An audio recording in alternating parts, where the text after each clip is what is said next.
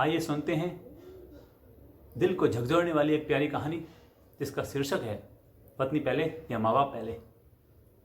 एक पति ने अचानक अपनी पत्नी को तलाक के कागज पकड़ाते हुए कहा कि मैं तो इससे तलाक लेना चाहता हूं, कल तक इस पर साइन कर लेना।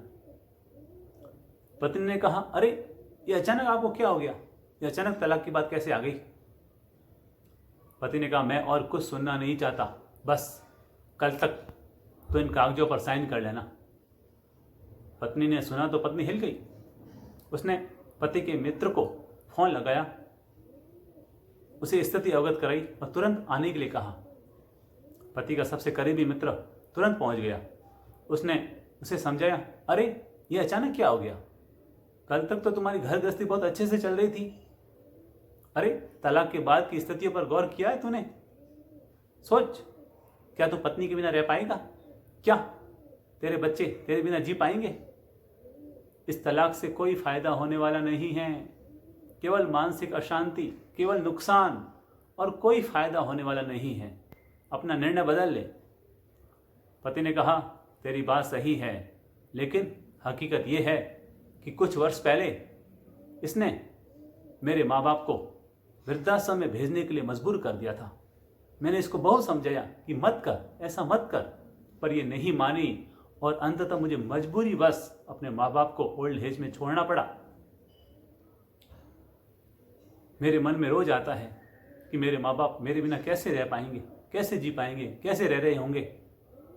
अभी कुछ दिन पहले मैं उनसे मिलकर आया, उनकी मानसिक स्थिति को देखा, उनके चेहरे की स्थिति को देखा तो मेरी रूह कांप गई।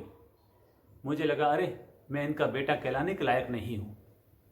मेरे होते हुए भी ये ऐसी बदतर जिंदगी जी रहे हैं। अब मैंने निर्णय कर लिया है, जैसे ये सास ससुर के बिना जी सकती है, वैसे ये मेरे बिना भी जी लेगी। जैसे मेरे माँ बाप मेरे बिना जी रहे हैं, वैसे ही मेरे बच्चे भी मेरे बिना जी लेंगे, जैसे तैसे दिन काट लेंगे। पर मैं अब इसके साथ नहीं रहूंगा। अरे मैं जीते जी अपने माँ बाप को मार नहीं सकता हूं। मित्र ने सुना तो मित्र की आंखें खुल गई। उसने कहा, क्या ऐसा है? उसने कहा, अरे ये तो वास्तव में बहुत गलत हुआ। अगर हम अपने माँ बाप के बुढ़ापे को सुख भरा नहीं बनाएंगे तो हमारे जीवन में भला सुख कैसे आ पाएगा। पत्नी ने सुना तो पत्नी भी हिल गई। पत्नी को लगा, अरे ये तो मेरे ही बोए गए बीजों का परिणाम है। उसने पति के चरणों में झुककर माफी मांगी और कहा, मुझसे गलती हो गई, मुझे माफ कर दीजिए। मुझे समझ में आ गया कि इंसान को वही फल मिलता है जैसा वह बीज बोया करता है। चलो हम अभी जाकर के मम्मी पापा जी को घर ले आते हैं। और दोनों मम्मी पापा जी को लेने के लिए वृद्धाश्रम पहुंचे और उनको ससम्मान घर ले आए और उनकी खूब सेवा और भक्ति करनी शुरू कर दी। माँ बाप ने उन्हें आशीर्वाद दिया और कहा, हम तुम्हारी जैसी संतान पाकर धन्य हो गए।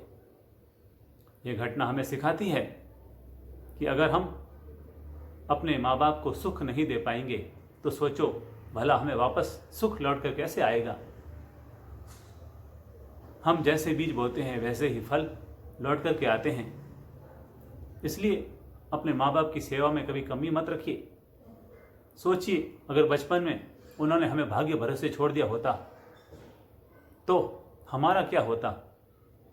आज हमने उनको भाग्य भरोसे छोड़कर क्या अच्छा किया है। याद रखें, पत्नी भगवान का दिया हुआ उपहार है, हमें उससे खूब प्यार करना चाहिए। पर माँ बाप तो उपहार में आए हुए भगवान हैं।